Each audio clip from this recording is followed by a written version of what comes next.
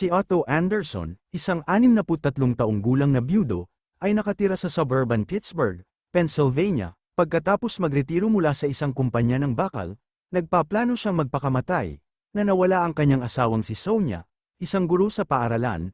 6 na buwan na ang nakalipas, si Otto ay isang masungit na matandang lalaki, na nakipagtalo sa sobrang tindahan tungkol sa pagsingil ng 6 na yarda ng lubid, nang tumagal lamang siya ng 5 yarda, at ang dagdag na bakuran ay nagkakahalaga ng 33 cents, 33 sentimo. Si Otto ay isang sociopath at ayaw sa ibang tao. Nagtatrabaho si Otto para sa asosasyon ng kapitbahayan at sinusuri ang bawat paglabag ng mga residente tulad ng mga bisikleta sa mga damuhan, mga permit sa paradahan na hindi na ipakita ng tama sa loob ng mga sasakyan at iba pa. Kinansela ni Otto ang kanyang mga account sa telepono, kuryente at gas, na-vacuum niya ang kanyang bahay, nagbihis siya ng maayos, nagpasya siyang magpakamatay.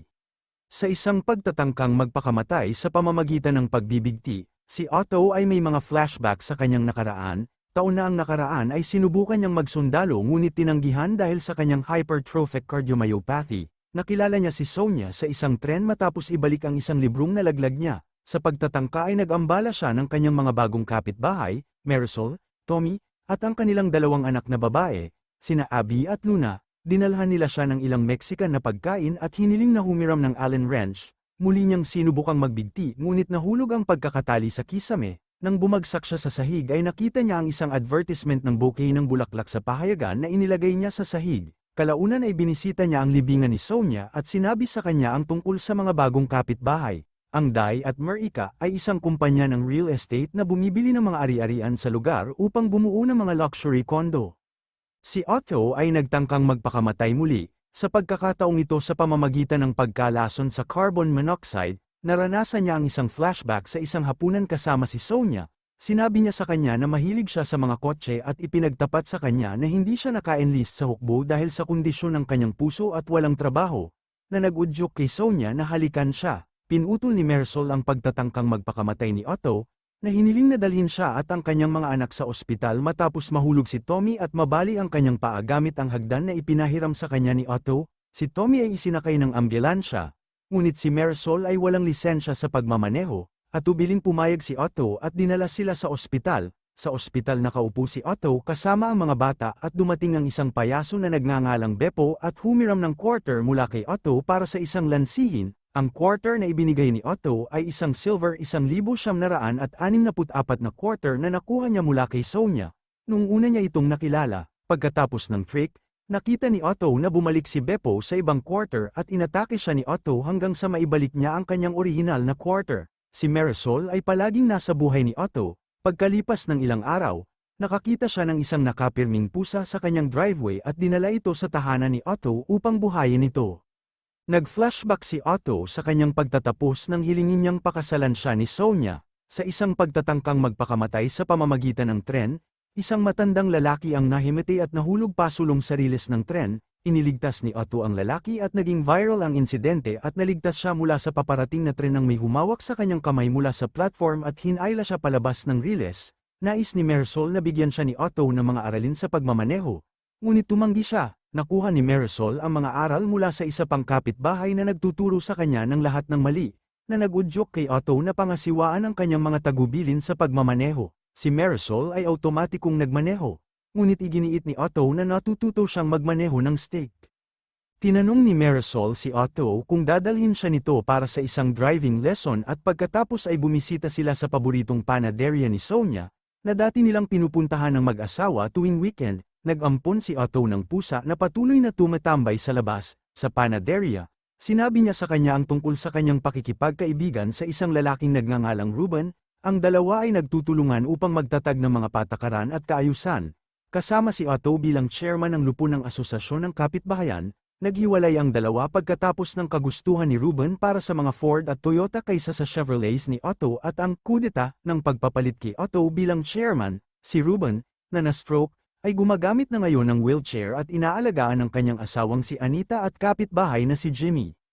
Kinikilala ng isang lokal na transgender na teenager, si Malcolm, si Otto bilang asawa ni Sonia habang naghahatid ng mga pahayagan at circular sa kapitbahayan. Pinutol ni Malcolm ang kawalang kasiyahan ni Otto sa pagtanggap ng mga pahayagan at ikinwento na si Sonia ang kanyang guro.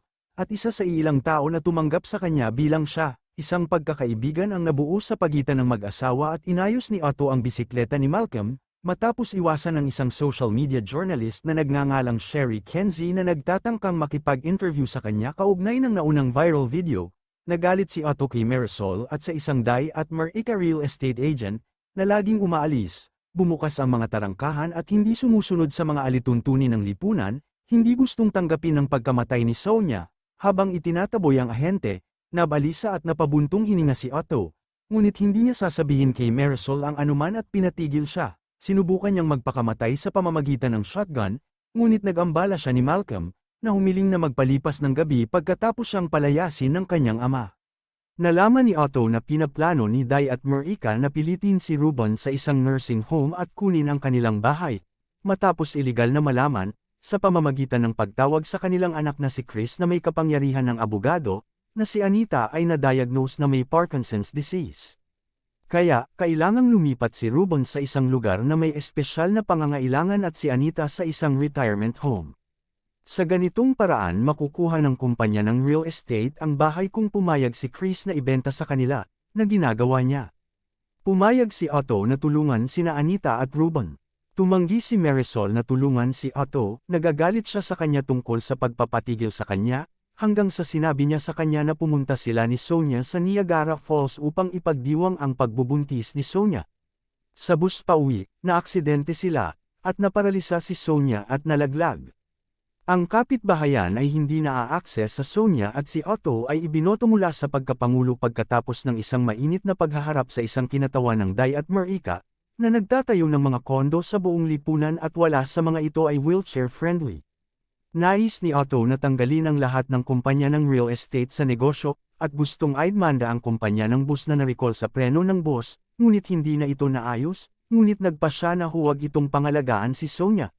Sa tulong ng kapitbahayan at ni Sherry Kenzie, sino ang nagtatanong sa kinatawan kung paano siya may access sa mga medikal na record ng mga nakatatanda, na panatili ni Ruben at Anita ang kanilang tahanan. Si Otto ay bumagsak at dinala sa ospital, kung saan inilista niya si Marisol bilang kanyang mga kamag-anak, matapos sabihin ng isang cardiologist na masyadong malaki ang puso ni Otto. Tumawa siya, bago pumunta sa paanakan kung saan panangganganak ang kanyang anak na lalaki. Isang araw, napansin ni Tommy na hindi pinapala ni Otto ang snow sa kanyang walkway, na ginagawa niya sa bawat araw ng kanyang buhay. Si Marisol at Tommy ay pumasok sa bahay ni Otto at natagpuan nila itong patay, na sumuko sa kanyang pinalaki na puso. Ang isang libing ay gaganapin. Dinaluhan ng kanyang mga kapitbahay, sa isang liham kay Marisol, sinabi ni Otto na ibibigay sa kanya ng kanyang abogado ang kanyang mga bank account, na magbibigay sa kanila ng sapat na pera upang mapangalagaan ang kanyang pamilya, kasama ang kanyang bagong sasakyan at bahay.